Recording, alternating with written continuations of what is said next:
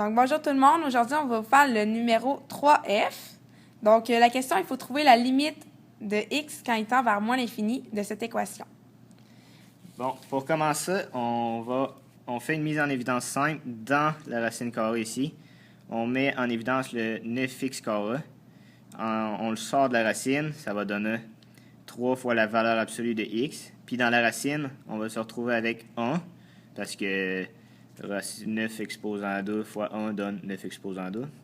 Moins 1 sur 9x, c'est ça. Parce que on divise le x par 9x carré. Puis le reste de l'équation reste pareil. Ensuite, on voit qu'ici, on a un moins x au lieu de valeur absolue de x, puisqu'on a moins l'infini. Pour avoir une valeur positive, on fait moins l'infini, donc moins x. Puis le reste pareil encore. On peut voir ici, on a juste déplacé le moins devant le 3, puis on a simplifié ici le 1 sur 9x par 0, parce que 1 divisé par l'infini, ça donne 0. Puis on a aussi fait une mise en évidence encore de moins 3x, mais de tout le numérateur cette fois-ci. C'est pour ça qu'ici, on se retrouve avec un moins 1 au lieu d'un plus 3x. On a mis le moins 3x en évidence, puis on se retrouve avec un moins 1. Donc, le reste encore pareil. Ici, on a racine de 1 moins 1, donc ça donne 0.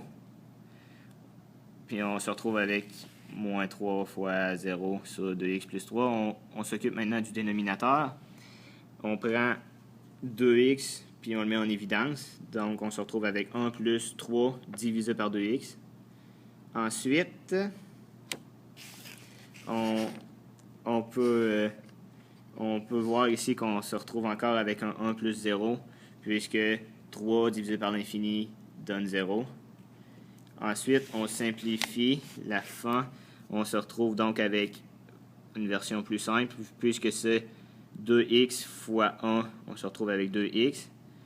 Puis on peut simplifier en enlevant les x ici et ici. On se retrouve avec moins 3 fois 0, qui donne 0, divisé par 2, qui donne encore 0. Donc, la limite, quand ça tend vers l'infini, est de 0. C'est tout!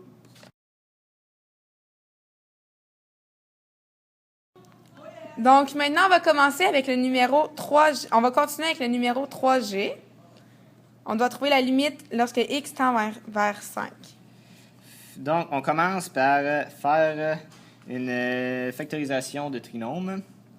Il faut trouver deux facteurs qui, les deux multipliés, donnent une valeur de 2 fois 55, donc 110, et qui additionnés donnent moins 21. On voit ici qu'on a pris moins 10 et moins 11. Moins 10 plus moins 11 donne moins 21. Moins 10 fois moins 11 donne 110. Et ensuite, on simplifie ça. On simplifie ça avec en deux facteurs. Donc ici, on peut isoler un de x. On se retrouve avec x moins 5. Ici, on isole un moins 11, puis on se retrouve avec x moins 5. Donc, x moins 5, 2x moins 11. Ensuite, on fait la limite de x qui tend vers 5 moins, donc à la gauche. Là, on voit que 5 moins 5, on rentre le 5 on remplace le x par les 5, c'est ça. On voit que 5 moins 5 donne 0 moins, puisqu'on a 5 moins, fois moins 1, parce que 2 fois 5, 10, moins 11, moins 1. Divisé par 5, on voit que ça donne 0 plus, puisque 0 moins fois moins 1 donne 1 plus. On a une racine de 0 plus, puisque c'est 0 plus, c'est un chiffre positif quand même, on obtient donc 0, ça marche. Là, on va voir avec la limite de 5 plus. Là, on refait la même chose, on met le 5 à la place du x, on se retrouve avec 0 plus fois moins 1, cette fois-ci. Donc, 0 plus avec un moins, ça fait un moins, ça fait un négatif. Donc, une racine d'un négatif n'existe pas. Donc, la limite n'existe pas. Ça marche pas. C'est tout. C'est fini.